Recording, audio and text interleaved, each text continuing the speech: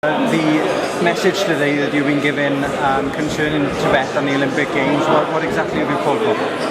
Well, there's tremendous concern about what's happening in Tibet and the abuse of human rights and the fact that reporters are not allowed into the country.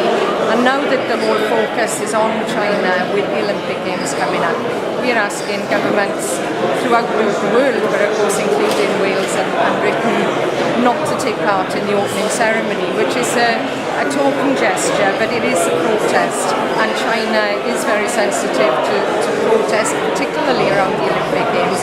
We're not asking athletes from Wales not to go and not to take part, but we have to do something to show our distaste of the way China is behaving with Tibet and to show our support for the people of Tibet. We heard what you said on the stage. What was the main purpose behind what you said? Well, the main message really is that we cannot be an isolationist party. We empathise with all nations in the world who are asking for self-determination. And the Tibetan people have been doing this for years in a peaceful and orderly way. And China is overstepping the mark by pushing this perfectly legitimate call for self-government or more self-government in this way.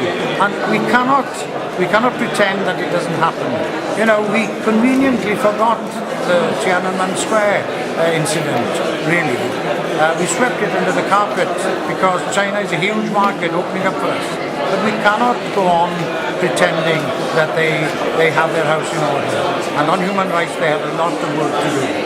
But it's an opportunity with the Olympic opening ceremony to boycott that as a symbolic protest against what they do.